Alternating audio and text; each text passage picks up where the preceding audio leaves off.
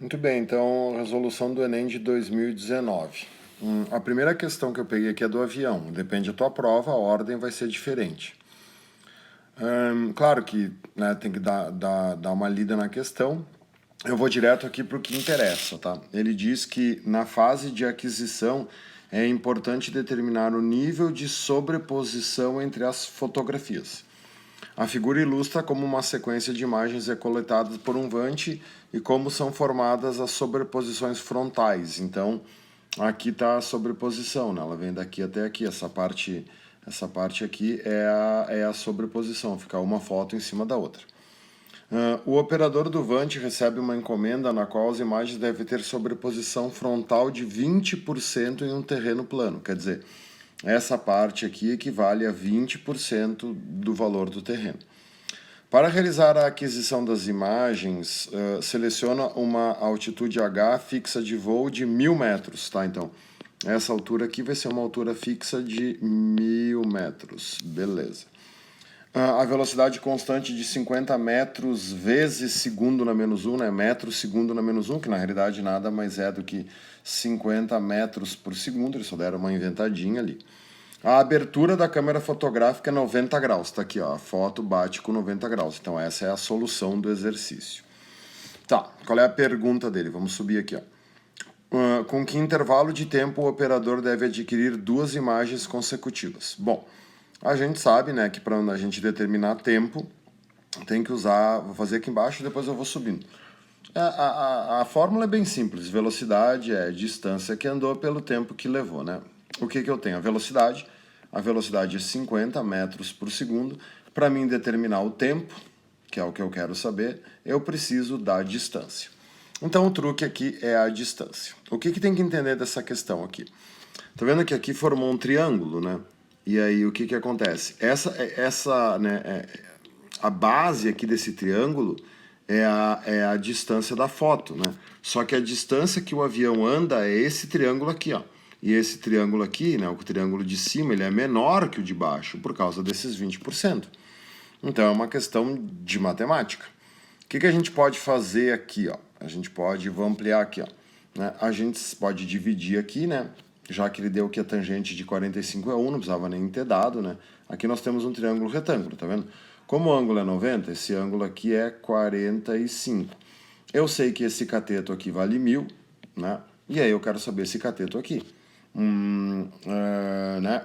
O que é... Né? Aqui nós temos uma hipotenusa, né? O que é tangente, né? A tangente é cateto oposto sobre o cateto adjacente, coca. A gente sabe que 45 é o único ângulo que os catetos são iguais, por isso que a tangente é 1. O cateto oposto ali no caso é o x e o cateto adjacente é 1.000, então o x vai dar 1.000. Beleza? Não precisava nem ter feito, né? Só pra gente deixar tudo esclarecido aqui. Só que isso aqui é a metade do triângulo, né? Então tem mais essa metade aqui que é 2.000, então mais 1.000 aqui, né? Então a gente acabou de determinar que esse triângulo aqui ele tem uma base de 2.000. Essa base aqui vale 2.000, certo? Só que esse de cima, que é a distância que ele anda, não vai ter 2.000 por causa desses 20%. Pensa só, quando o avião estiver aqui, ó, né, aqui vai ter que bater a outra foto. Então, o que acontece? É uma sobreposição de 20%. Então, qual é a distância que o avião tem que andar? 2.000, 100%, né? 20%, x. Então, vai dar 1.000x igual a 4.000. 40.000, né? Corta e corta, corta e corta, corta, vai dar 400. Vai dar um zero a mais, né? 20% de 2.000 é 400, certo? Então, o que acontece aqui? Aqui tem um zero a mais. Então, o x é 400 metros. Então, essa distância aqui, ó, isso aqui tem 400 metros. Então, o avião vai ter que percorrer uma distância de 1.600 metros. O truque é esse.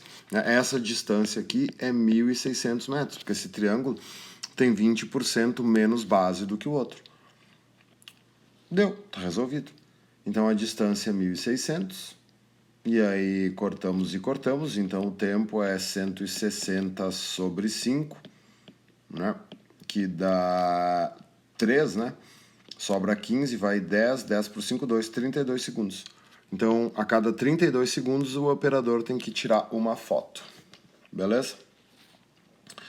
A próxima questão aqui na minha sequência é dos objetos lá, né, do satélite que reentra na Terra. Não, que não está diminuindo aqui. Tá, vamos ver aqui o negócio. Na madrugada de 11 de março, partes de um foguete soviético reentraram na atmosfera, acima da cidade do Rio de Janeiro. Então, olha só, a questão diz, afirma que eles entraram acima do Rio de Janeiro e caíram no Oceano Atlântico. Então, Rio de Janeiro está aqui, o Oceano Atlântico está aqui, né? Foi um belo espetáculo, com inúmeros fragmentos, tal. Tá. Mas se a reentrada tivesse acontecido alguns minutos depois, aqui está a solução da questão, teríamos uma tragédia, pois a queda seria na área urbana do Rio de Janeiro e não no oceano. De acordo com os fatos relatados, a velocidade angular do foguete em relação à Terra no ponto de reentrada é. Então ele quer saber como é que é a velocidade angular do foguete de acordo com os fatos relatados. E aí as opções que tu tem é igual a da Terra no mesmo sentido, superior a da Terra no mesmo sentido, igual a da Terra no sentido oposto. Aqui está o sentido de rotação da Terra, tá vendo? Então o que acontece? Imagina só, os detritos entraram sobre o Rio de Janeiro e eles caíram para frente do Rio de Janeiro, quer dizer, os detritos caíram no mesmo sentido de rotação da Terra. Então, vamos supor que a velocidade com que o foguete está andando é a mesma velocidade de rotação da Terra. Se eles entraram acima do Rio de Janeiro, eles teriam caído sobre o Rio de Janeiro, porque os dois se acompanhariam, né? Conforme os detritos iam caindo, a Terra ia girando e eles iam cair no mesmo lugar. Para ele ter caído na frente do Rio de Janeiro, só tem uma opção. Ele tem que estar andando no mesmo sentido da Terra, só que mais rápido que a Terra. Porque se ele estivesse andando no sentido oposto, bom, daí ele teria caído para trás, né, para a esquerda do Rio de Janeiro e não para a direita. Então a única opção é que a velocidade angular do foguete é superior à da Terra e no mesmo sentido de rotação da Terra. Por isso que ele caiu na frente, né, e no mesmo sentido que a Terra está girando. Não era uma questão difícil, tá? Era só pensar um pouquinho. Bom, essa terceira questão, então, é o disco de Maxwell, que é o ioiô. Aí diz que tu tem duas etapas. A etapa 1, a explicação de que, à medida que o disco desce, parte de sua energia potencial gravitacional é transformada em cinética de translação. O que é translar, gurizada? Translar é mudar de posição. E parte é transformada em energia cinética de rotação. Então essa questão é um pouquinho diferente do que a gente está acostumado, né? Quando a gente estuda, geralmente no ensino médio, a gente não vê essa história de a cinética de rotação, né? O que a gente vê? Aquelas questões que, tu tem uma bolinha, tem um corpo qualquer, o que o corpo tem aqui? Energia potencial gravitacional, e aí conforme ele cai, a energia potencial gravitacional vira energia cinética. Então, nesse ponto a potencial gravitacional é máxima, e nesse ponto a cinética é máxima. Toda a potencial gravitacional de cima transforma-se em cinética. Essa energia cinética aqui, é uma energia cinética de translação, porque ele está mudando de posição. Só que aqui, conforme, né, imagina isso aqui gira, tá vendo? É um ioiô, né? Então, conforme ele vai caindo, ao mesmo tempo que ele vai aumentando de velocidade, ele vai girando e vai girando e vai girando e vai girando. Então, a energia potencial gravitacional está virando as duas. Só que quando chega aqui embaixo, ele para de cair, mas ele continua girando. Aí olha o que diz a etapa 2. O cálculo da energia cinética de rotação do disco no ponto mais baixo de sua trajetória, supondo que o sistema seja conservativo. Quer dizer, um sistema conservativo não tem perda de energia, toda a energia se transforma. Então, ao preparar a segunda etapa, ele considera a aceleração da gravidade 10, a velocidade linear do centro de massa do disco desprezível com comparação à velocidade angular. Em seguida, mede a altura do topo de disco em relação ao chão no ponto mais baixo, obtendo 1/3 da altura. Tá, então, deixa eu subir aqui um pouquinho. Tá. Então tá, né? Porque aqui ele já deu 2/3, então se aqui tem 2/3, é claro que aqui tem 1/3. Beleza? Só para confundir isso aí, tá? Aí ele diz aqui, né, que O tamanho as dimensões do brinquedo é o comprimento dele, 300 milímetros, a largura dele 100 e a altura 410, que é o que nos interessa e que a massa do disco é 300. Aí ele pede o resultado do cálculo da etapa 2. O que é a etapa 2? Vamos voltar lá para cima. A etapa 2 é a energia cinética de rotação do disco. Tá, então o que a gente tem que entender? Quando ele chega aqui embaixo, ele para de translar e ele fica só girando, ele só tem rotação. Então, como o sistema é conservativo, toda a energia potencial gravitacional de cima transformou-se em energia cinética de rotação embaixo. Né? Porque essa cinética aqui de translação, ela desaparece quando ele para. Ele só fica girando. Então, na realidade, a energia cinética de rotação é a potencial gravitacional, né? E aí, qual é a fórmula da potencial gravitacional? Massa vezes gravidade vezes a altura. A massa é 30 gramas, né? Então a gente tem que cuidar com as unidades de medida, porque ele quer em joule, joule tem que estar no SI. Então é 30 sobre 1000 para transformar em quilograma. A gravidade vale 10. E qual é a altura que me interessa? Bom, a altura que me interessa é essa altura aqui, né?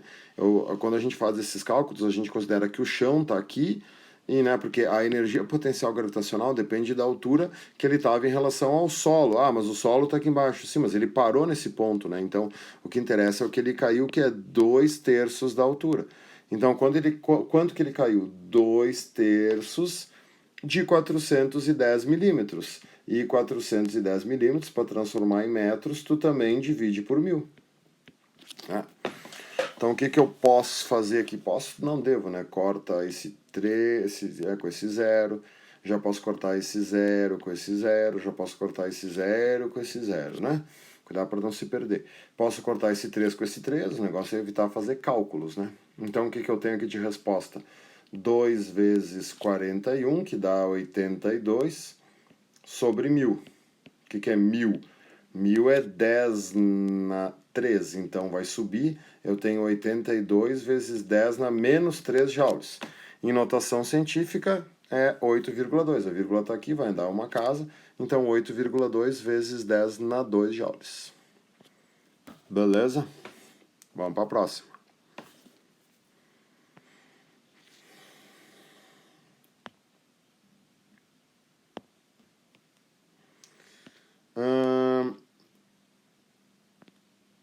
A próxima questão, a número 4, aqui na minha lista, diz que em qualquer obra de construção civil é fundamental a utilização de equipamentos de proteção individual, tal como capacetes. Por exemplo, a queda livre de um tijolo de massa 2,5 kg de uma altura de 5 metros, cujo impacto contra um capacete pode durar até meio segundo. Resulta uma força impulsiva média maior que o peso do tijolo. Suponha que a aceleração seja 10 e a velocidade desprezível. Tá. A força impulsiva média gerada por esse impacto equivale ao peso de quantos tijolos? Bom, como é que a gente calcula a força, né, pessoal? Força é massa vezes aceleração, o tradicional. Força resultante igual a massa vezes aceleração. Mas a gente sabe que tem várias maneiras de calcular a aceleração e a gente pode também mudar a fórmula da força. Nesse caso aqui, o que talvez, né, seja mais fácil fazer? É queda livre, né? Queda livre. Então, ele cai de uma altura de 5 metros e eu tenho tempo, né? O tempo dura meio segundo. Então, o mais fácil talvez seja mesmo ir para aceleração. Variação da velocidade sobre variação do tempo. Né? O tijolo está aqui em cima, né? A velocidade inicial dele é 0. E ele vai cair 5 metros de altura, né? E aí a gente quer saber essa velocidade final aqui. O que a gente usa nesse caso? Torricelli. V ao quadrado igual a V ao quadrado mais 2A delta D. A velocidade final eu quero descobrir, a velocidade inicial é 0, a aceleração é a gravidade que é 10 e a distância é 5. Então eu vou ter V ao quadrado igual a 100. Então eu vou ter que o tijolo cai com uma velocidade de 10 metros por segundo, certo? Quanto tempo essa queda dura, né? Aí diz, né, que Então, qual é a variação da velocidade? É de 0 até 10. E aí diz que quando ocorre o impacto, pode durar até meio segundo. Então, esse é o tempo que vai levar para ir de 10 até 0. Cuidado para não se atrapalhar, tá?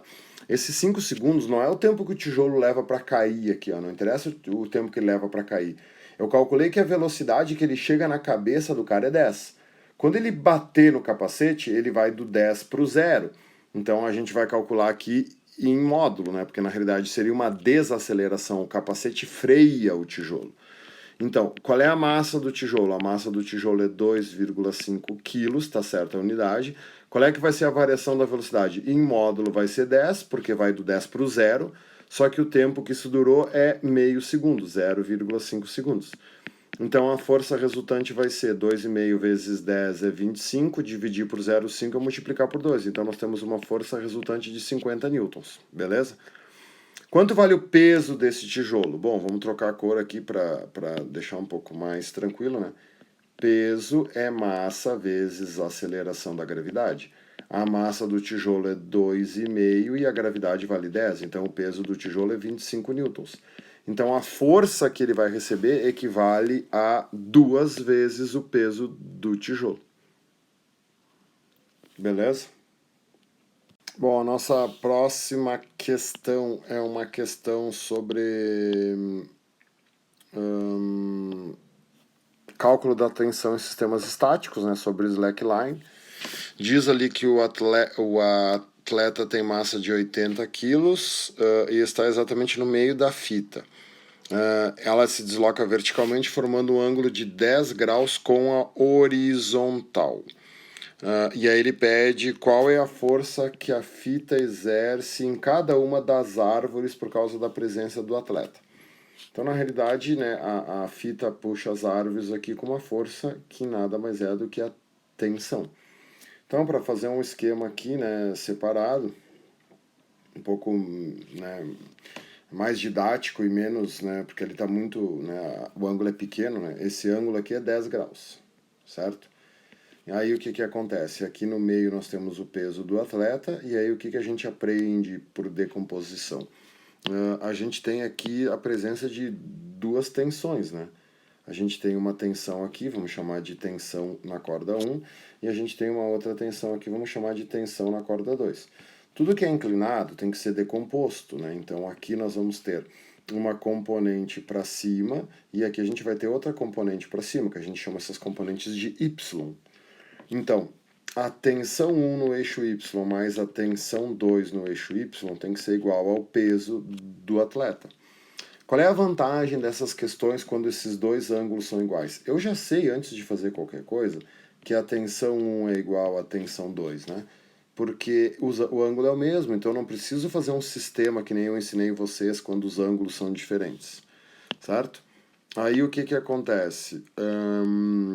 Deixa eu só ver se eu consigo deixar isso aqui um pouquinho mais forte. Vou conseguir aqui, beleza. Então, olha só. O que é o Y? O Y é seno, né? E o ângulo tem que ser sempre com a horizontal, então tá certo. Então, eu posso chamar T1 de T, porque é a mesma, né? Então, T vezes o seno de 10, mais a tensão 2 também é T, vezes o seno do 10 é igual ao peso. Qual é o peso do atleta? 800, porque ele mandou usar 10. E ele diz aqui que o seno de 10 é 0,17. Então, T vezes 0,17 mais T vezes 0,17, desculpe, mais T vezes 0,17 igual a 800. Então, isso aqui vai dar 0,34, né? Então, vai dar aqui o T é 800 dividido por 0,34. Bom, e aí, claro, virou uma questão de matemática. Então aqui, bom, aqui escolhe como fazer, né?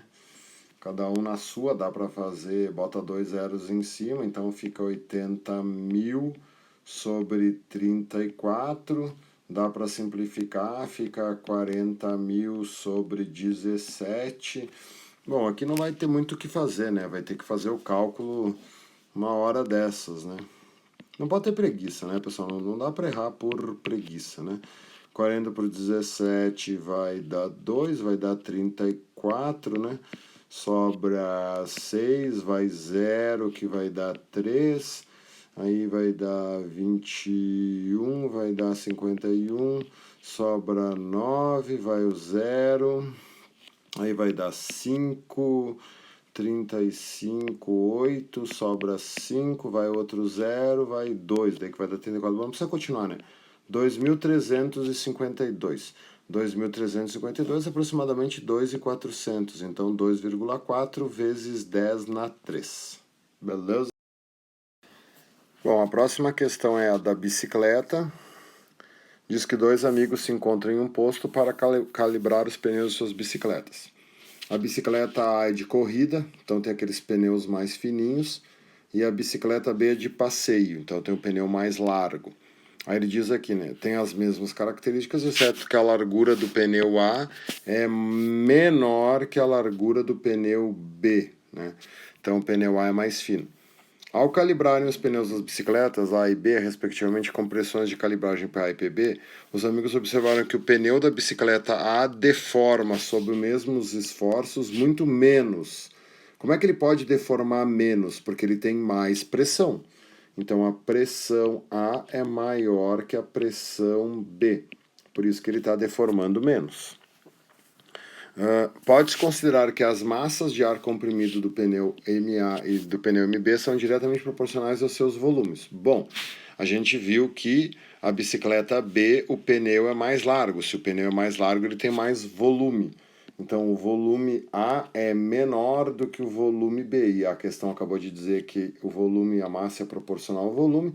Então, a massa de ar dentro do pneu A é menor que a massa do pneu B. Então, o A tem mais pressão e menos massa. Beleza? Letra B. A questão número 7 é uma questão de calorimetria. Diz que o professor queimou 2,5 gramas de castanha de caju para aquecer 350 gramas de água em um recipiente apropriado para diminuir perda. Com base na leitura da tabela nutricional a seguir e na medida da temperatura, após a queima total do combustível, ela concluiu que 50% da energia disponível foi aproveitada. Tá, daí deu o Czinho da água 1 e a temperatura inicial da água 20. Tá, então vamos lá. Qual foi a temperatura da água em graus Celsius medidas no final do experimento?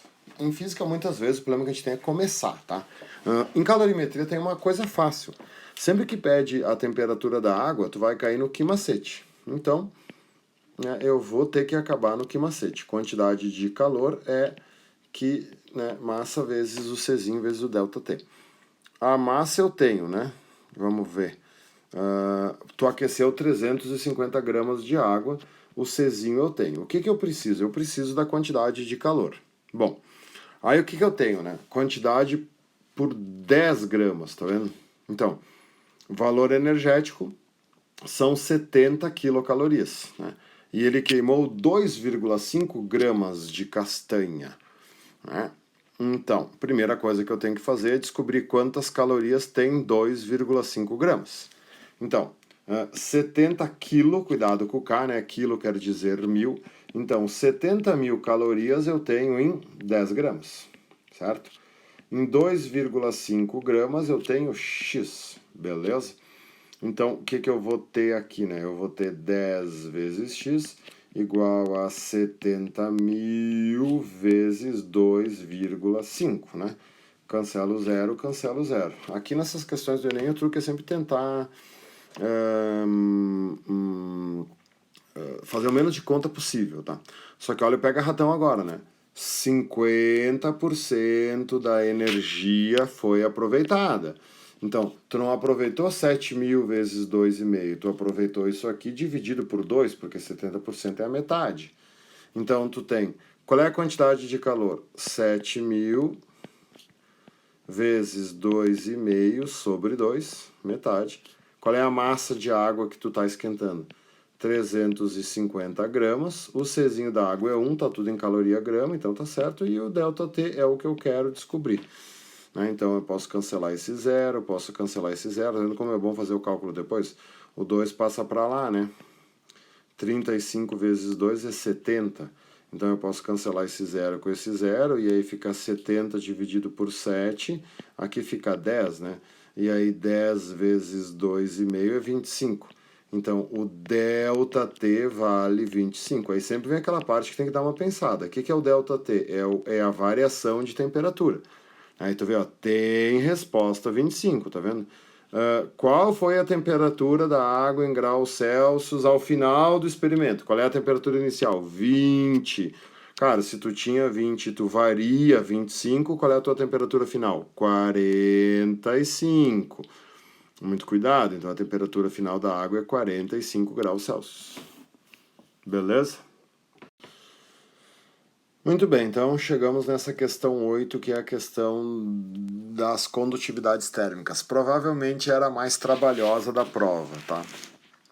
Bom, tem que ler ela, né? Diz que o objetivo de recipientes isolantes térmicos é minimizar a troca de calor, e aí ele diz aqui, ó, que a troca de calor é proporcional à condutividade térmica, à área, à diferença de temperatura e inversamente proporcional à espessura das faces. Na realidade, aqui o que ele está fazendo? Ele está ditando a fórmula do fluxo térmico, tá? O fluxo térmico é a constante vezes a área dos recipientes vezes a diferença de temperatura, a variação de temperatura dividido pela espessura.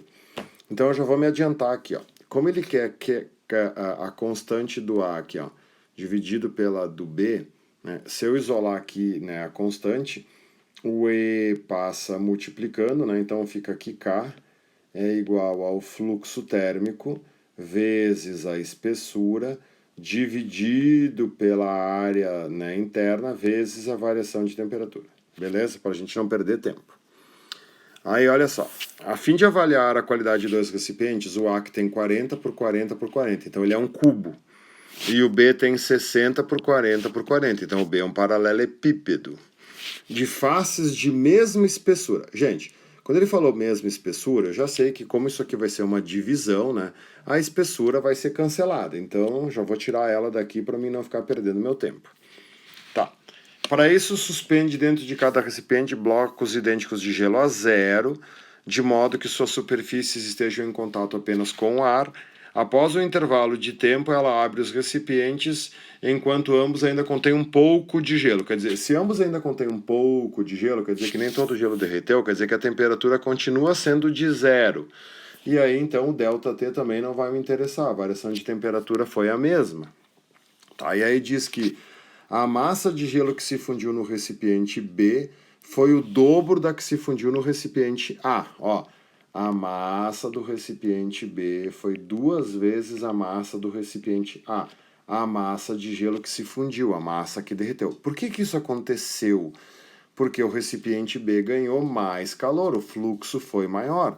Então ele está me dizendo que o fluxo térmico do recipiente B é o dobro do fluxo térmico do recipiente A.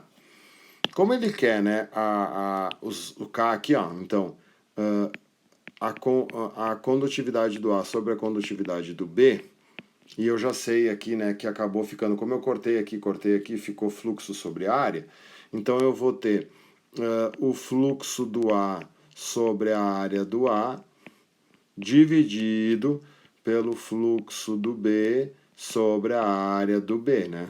Tudo tentando fazer o menor cálculo possível. Então, isso aqui vai subir invertido. Então, o fluxo do A, né, sobre a área do A vezes, sobe invertido, a área do B sobre o fluxo do B. Tá, mas eu já sei que o fluxo do B é o dobro do fluxo do A, né? Então, o dobro do fluxo do A. Então, olha só, a minha resposta é a área do B dividido pelo dobro da área do A. Só que o problema agora são as áreas, né?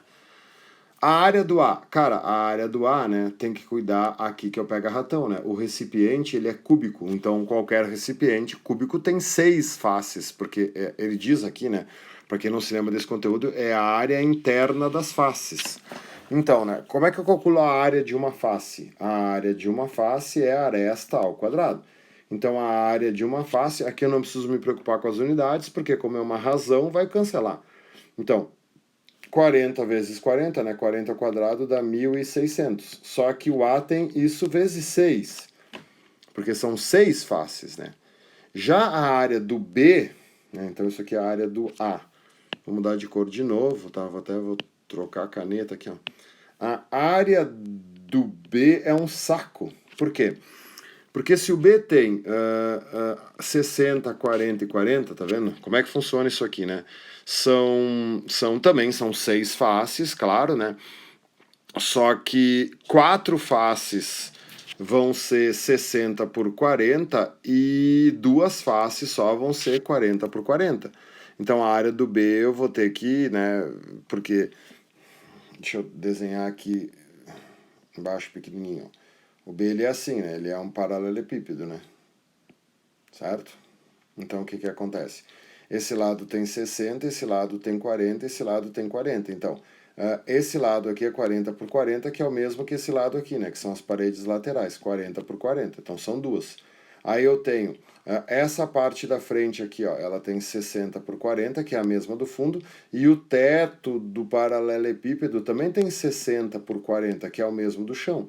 Então, são 4 faces 60 por 40.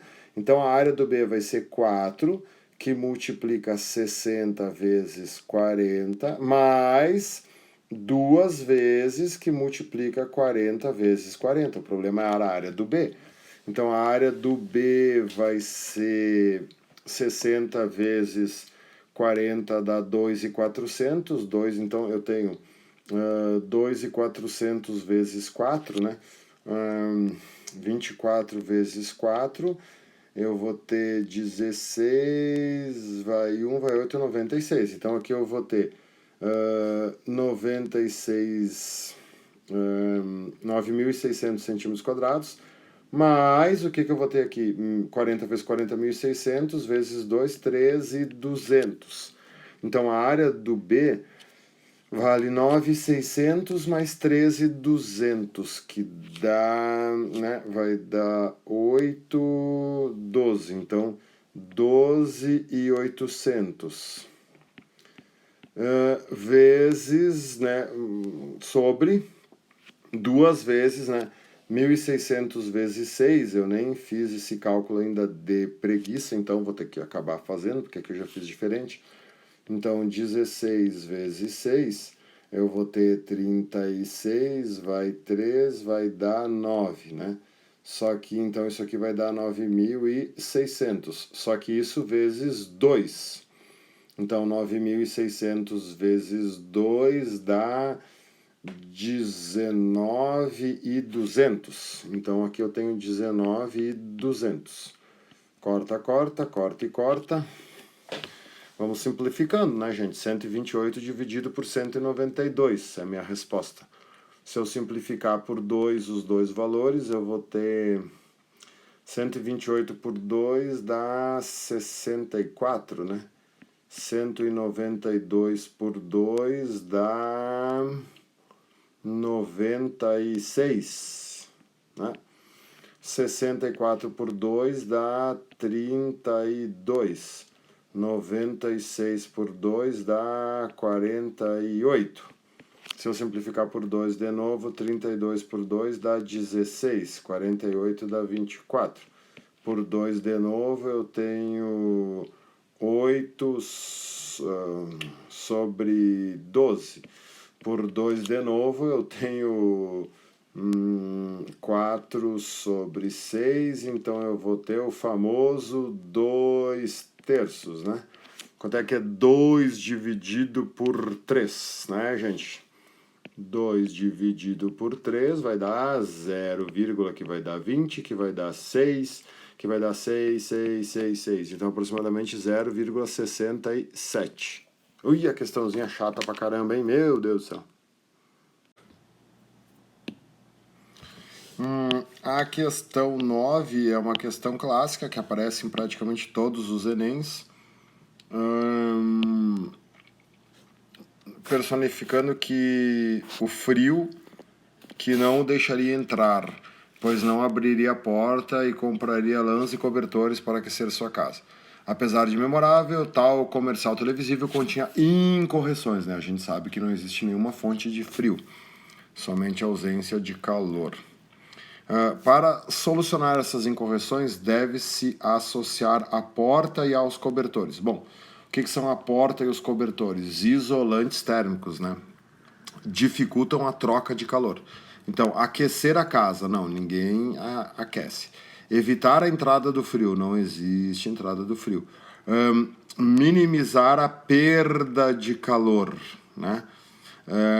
Diminuir a entrada do frio, não, né? Aquecer a casa e reduzir a perda de calor pelos corpos. Não tem como tu aquecer a casa, né? Então vai ser minimizar a perda de calor pela casa e pelos corpos, porque eles são isolantes térmicos, tá? Uma questão clássica no Enem que tem que saber que isso sempre vai aparecer. Beleza? Vamos continuar. A questão número 10, aí já está entrando na parte de ótica, né? Diz que o olho humano normalmente tem 3 tipos de cones responsáveis pela percepção das cores. Um para os vermelhos, um para os azuis e outro para os verdes. As diversas cores que enxergamos são resultado da percepção das cores básicas, como indica a figura. Então tá vendo aqui, né? Tem uma área que é só vermelha, né? O amarelo é a junção do vermelho com o verde, o branco é a soma das 3, né? O magenta é o vermelho com o azul, o ciano é o verde com o azul e assim vai.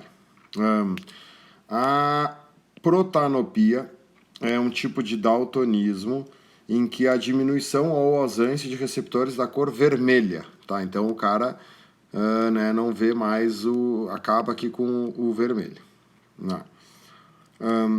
Considere um teste com 2 voluntários, uma pessoa com visão normal e outra com um caso severo de protanopia. Então, se o caso é severo, ele não enxerga vermelho. Nesse tipo de teste, eles devem escrever a cor dos cartões que lhes são mostrados. São utilizadas as cores indicadas na figura. Para qual cartão os 2 voluntários identificarão a mesma cor? Bom, o que a gente pode ver aqui, né, gurizada? Qual é a única cor que o vermelho não influencia? O ciano. Então, né, o cara não tem o vermelho. Então, vermelho ele não vai ver, magenta ele não vai ver porque depende do vermelho, amarelo ele não vai ver porque depende do vermelho, branco também, né, porque o branco, né, claro, né, desculpe, né, o ciano ou azul ou verde, né, qualquer um desses 3 que não dependem do pigmento vermelho, né, então só pode ser o azul. Beleza? Vamos adiante. Mas o ciano também, né, e o verde eles veriam igual. A maioria das pessoas fica com a visão embaçada ao abrir os olhos debaixo d'água.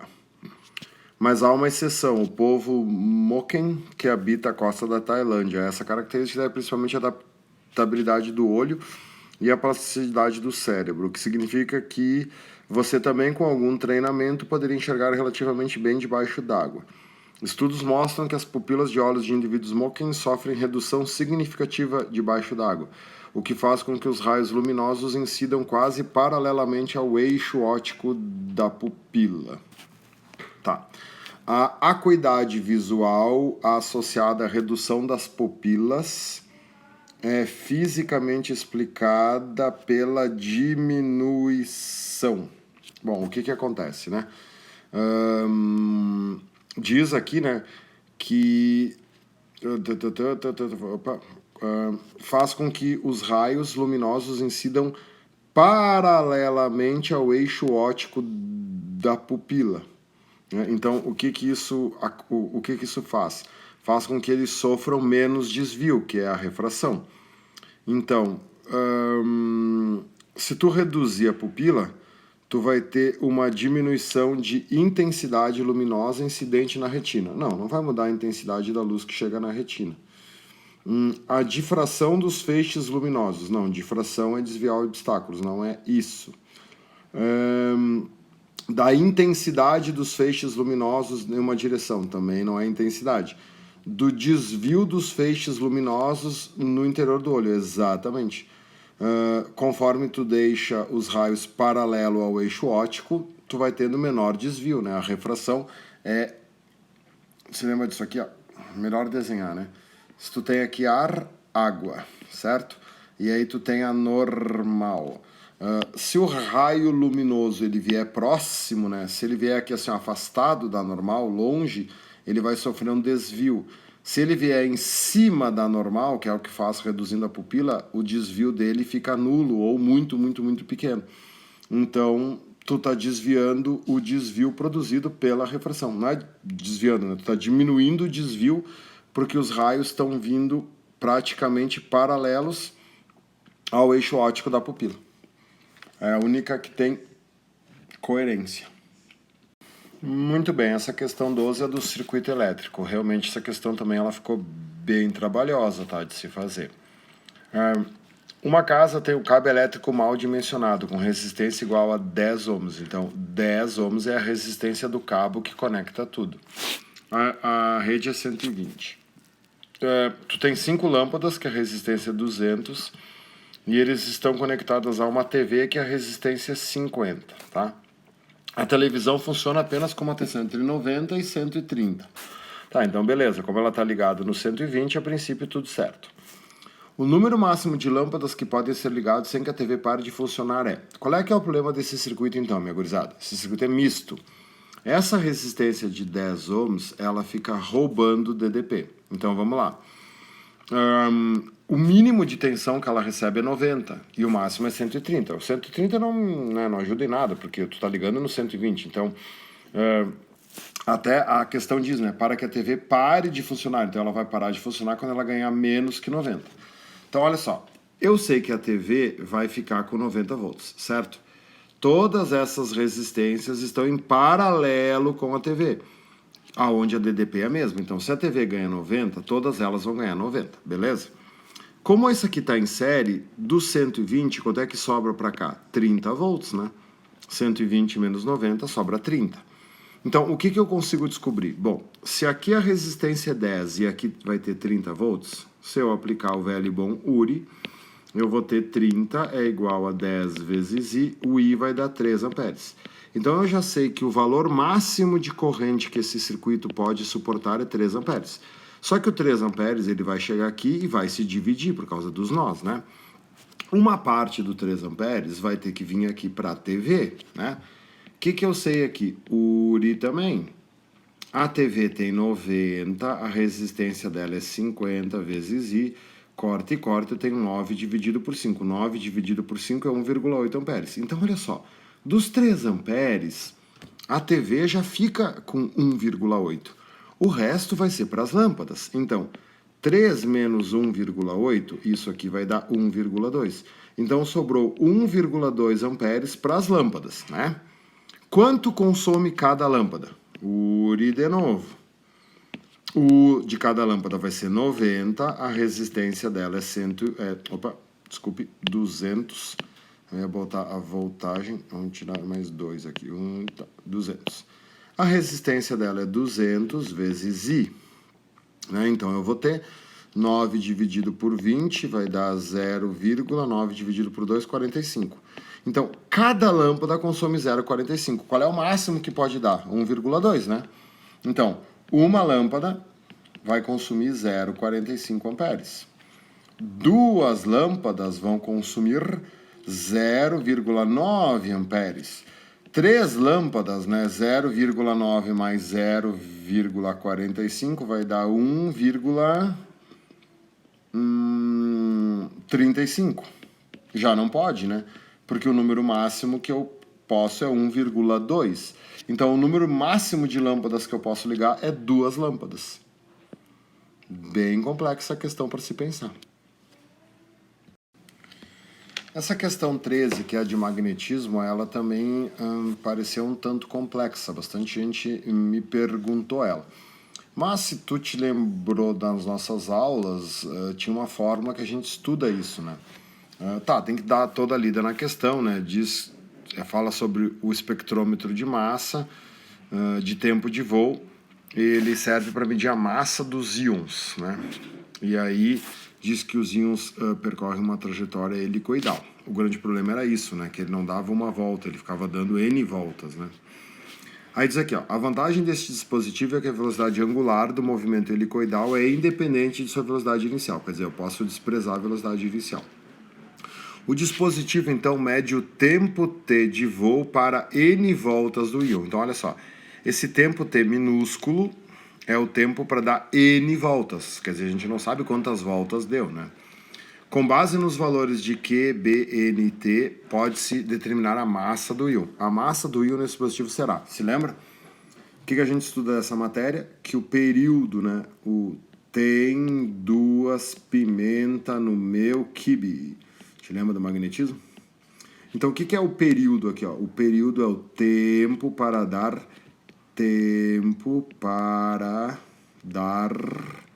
uma volta. Aqui que está o problema. Então, olha só. Ele leva um tempo t minúsculo para dar n voltas, né? Então, o que é a massa do íon? Se eu isolar a massa, né? A massa vai ser o período vezes a carga vezes o campo dividido por 2π, correto? Isso é a massa. Só que eu não quero esse t aqui, né? Esse t é o tempo para dar uma volta.